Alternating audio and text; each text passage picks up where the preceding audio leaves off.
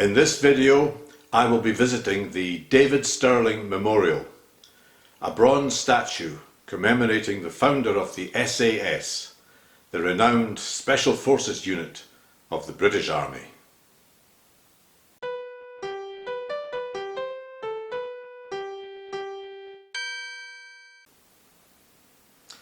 David Stirling was born on the 15th of November 1915 in Perthshire into an aristocratic Scottish family. He joined the Scots Guards, but at the outbreak of the Second World War he volunteered for No. 8 Commando and was sent to the Middle East. Rommel and his Africa Corps were winning the war in North Africa. Rommel, who coincidentally had the same birthday as Stirling, 15th of November, was a brilliant tank commander, and at this time he also had superior air power. David Stirling came up with the idea of creating small units of highly trained men who would go behind enemy lines, sneak onto German airfields, attach their bombs to enemy aircraft and blow them up. By a combination of charm and effrontery, David Stirling took his idea to Cairo HQ and had it approved by Claude Auchinleck, the Commander-in-Chief. Stirling then went about recruiting the special kind of soldier needed for these missions. Among those he recruited were two remarkable men. The first was Jock Lewis, a brilliant leader, trainer and tactician. Stirling later said of Lewis, "Jock Lewis could far more genuinely be called the founder of the SAS than I." The other remarkable man Stirling recruited was Paddy Mayne, a man of outstanding bravery and ruthlessness. Paddy Mayne destroyed more enemy aircraft than the top RAF fighter ace of World War II. The initial strategy of the Special Air Service, as the new unit was called, was to be driven and dropped off close to their target by the Long Range Desert Group, the LRDG. They would then complete the rest of the journey on foot and under cover of darkness place their bombs and then get out, rendezvous with the LRDG and make their escape. After many successful missions, the Germans got wise to these raids and increased the defences of their airfields. Stirling's response was to attack the airfields with a fleet of jeeps mounted with machine guns. On the 26th of July 1942, the SAS attacked the Sidi Hanesh airbase. 18 jeeps in 2 columns went tearing in and attacked the sitting enemy aircraft. 18 planes were totally destroyed and many more were damaged. Spectacularly successful missions like Sidi Hanesh by this elusive unit prompted Rommel to nickname David Stirling the Phantom Major. In 1943, though, David Stirling was captured. Hitler had ordered that captured commandos like the SAS were to be executed on the spot. But fortunately, Rommel ignored what was actually an illegal order. After many escape attempts, David Stirling was sent to the infamous high security prisoner of war camp at Colditz Castle.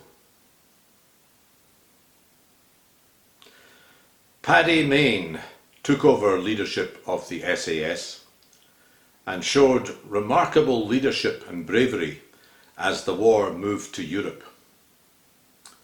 In Augusta, on Sicily, he personally led the charge in broad daylight under heavy machine gun fire from the landing craft until they had captured the town.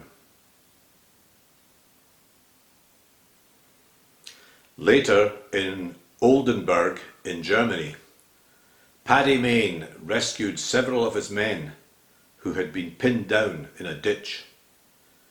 He drove up and down a road while his gunner fired into German positions.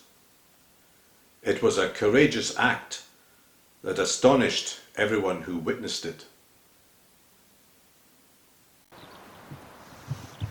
The David Stirling Memorial stands at the side of the B824, the old military road between Doon and Dunblane.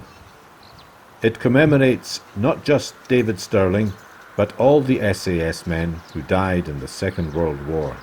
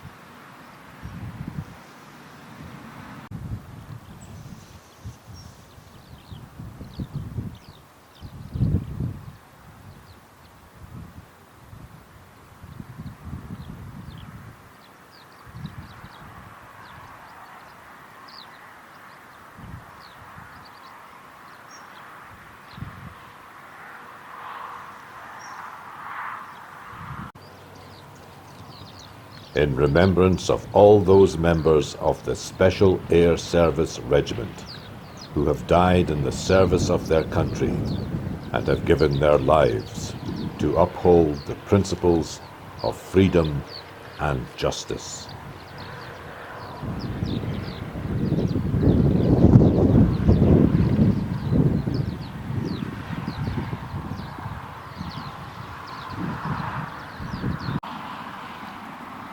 The names of the 317 members of the SAS who were killed in the Second World War are listed on 32 plaques on the ground surrounding the statue.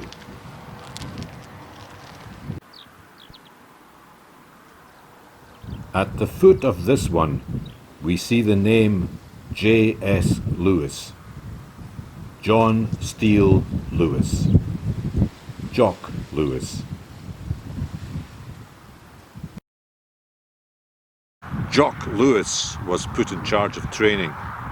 He invented the Lewis bomb, which had a time delay fuse. It was a dual explosive and incendiary device, perfect for attaching to enemy aircraft and allowing the SAS men time to get away from the airfield.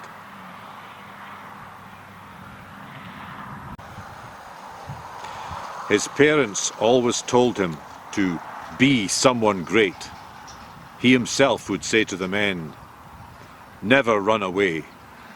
When you start running, you stop thinking."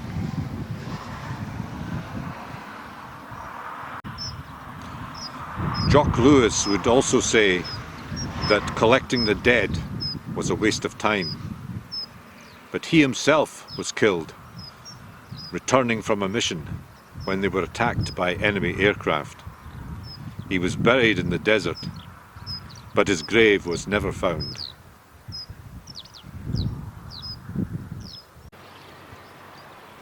Here is a separate memorial to the Long Range Desert Group.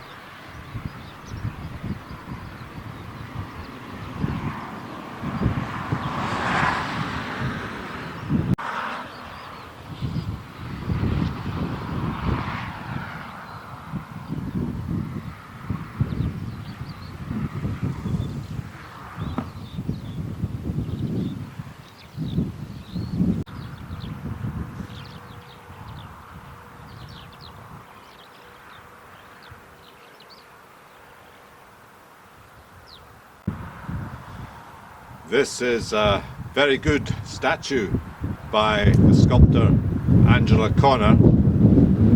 It's a very good likeness, and he looks really great in his duffel coat.